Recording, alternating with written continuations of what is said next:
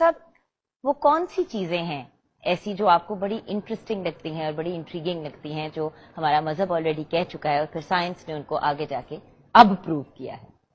اس میں بہت ساری ایسی پریڈکشنز ہیں جن کو آپ پڑھتے ہیں تو آپ کی حیرت کی کوئی انتہا نہیں رہتی. مثلا جناب امیر المومنین علی ابن ابی طالب علیہ السلام جا رہے ہیں اپنے ایک صحابی کے ساتھ اور مٹی تھوڑی سی اٹھاتے ہیں، اس میں سے ایک ذرہ الگ کرتے ہیں اور کر کے کہتے ہیں کہ اے میسم، یہ جو ذرہ ہے اگر اس کو پھاڑ دیا جائے تو اس سے اتنی توانائی نکلے گی جو پوری دنیا کو ختم کر سکتی ہے. ایک جگہ جا رہے ہیں تو یہ فرماتے ہیں کہ سامنے ایک آبشار ہے اور فرماتے ہیں کہ اے عمار، میں علی اس آبشار کے پانی سے شہر روشن کر سکتا ہوں. ایک پوری حدیث میں نے پڑھی اور مجھے اتنا لطف آیا اس میں جناب امیر المومنین علی ابن ابی طالب علیہ السلام کا خطبہ ہے اور وہ فرماتے کہ ایک وقت ایسا آئے گا کہ جب لوگ اپنے گھروں میں آئینے دیواروں پہ لگائیں گے اور ان آئینوں میں دنیا کے نظارے کریں گے اور ان آئینوں کے لیے چھتوں پہ ایک اور اعلیٰ نصب کیا جائے گا، یقال لہا اینٹینا، اور اسے اینٹینا کہا جائے گا. یہ وہ چیزیں ہیں کہ جو پڑھ کے میں ایک دفعہ جو ہے وہ دہل گیا ہوں کہ یہ اتنی پرفیکشن کے ساتھ، کیونکہ نوسٹراڈیمس کی جو پریڈکشنز ہیں ان کو لوگ کلابے ملا کے اور وہ چیزیں کر کے تو وہ کرتے. یہ اتنی آپ کو ایسی اتنی کلیئر اور اتنی واضح باتیں ہیں، اتنی کلیئر اور اتنی واضح.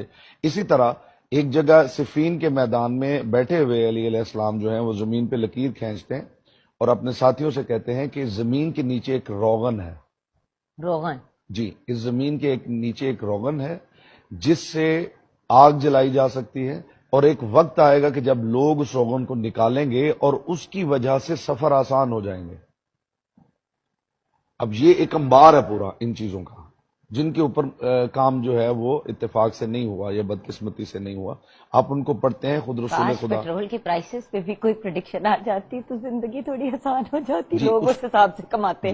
اصل میں ہم نے وہی امانت بھائی جو بات کر رہے تھے نا جی، کہ ہم نے ان چیزوں کو وہ اسکالرز، وہ لوگ، ان کو ہم نے پس پش ڈالا اور ہم نے جو ہے مغرب کو فالو کرنا شروع کر دیا اور وہ چیزیں انہوں نے لے لی اور ان کو بنیاد بنا کے. جابر بن حیان کی کتاب الحاوی 150 والیومز پہ مشتمل ہے. 150 والیومز پہ. اور جو آپ کی ایٹامک ٹیکنالوجی ہے ساری کی ساری اسی پہ بیسڈ ہے. 150 والیومز پہ مشتمل ہے جابر بن حیان کی الحاوی نامی کتاب. اور جابر بن حیان امام جعفر صادق علیہ السلام کے مکتب کا شاگرد ہے. یہ یعنی وہ مکتب ہے کہ جہاں پہ کتابوں سے نہیں پڑھایا جاتا تھا. یہ وہ مکتب ہے جنہوں نے پہلی مرتبہ سائنسی بنیادوں پہ لیبز قائم کی تھی. اس سے پہلے لیبز نہیں تھی. یہ وہ مکتب تھا کہ جہاں ایرسٹوٹل اور سوکریٹیز کی جو تھیریز تھیں ان کو ڈسکس کیا جا رہا تھا اور ان کو کنڈیم کیا جا رہا تھا. میں آگے امان بھائی سے بات کر رہا تھا کہ اس مکتب میں پہلی مرتبہ یہ بات کی گئی کہ، اور آج تک یہ مشہور ہے عناصر اربع کی بات، کہ انسان عناصر اربع کا مجموعہ ہے، آگ، پانی، مٹی، ہوا. تو اس مکتب میں امام جعفر صادق علیہ السلام نے یہ فرمایا کہ دیکھیں یہ کتنے بڑے لوگ تھے اپنے دور کے فلسفی، لیکن انہیں یہ ادراک نہیں تھا کہ نہ آگ ایلیمنٹ ہے، نہ پانی ایلیمنٹ ہے، نہ ہوا ایلیمنٹ ہے اور نہ آگ ایلیمنٹ ہے. یہ تو سارے کمپاؤنڈز ہیں. اور پھر انہوں نے اس کی وضاحت کی کہ یہ کمپاؤنڈز کیسے ہیں.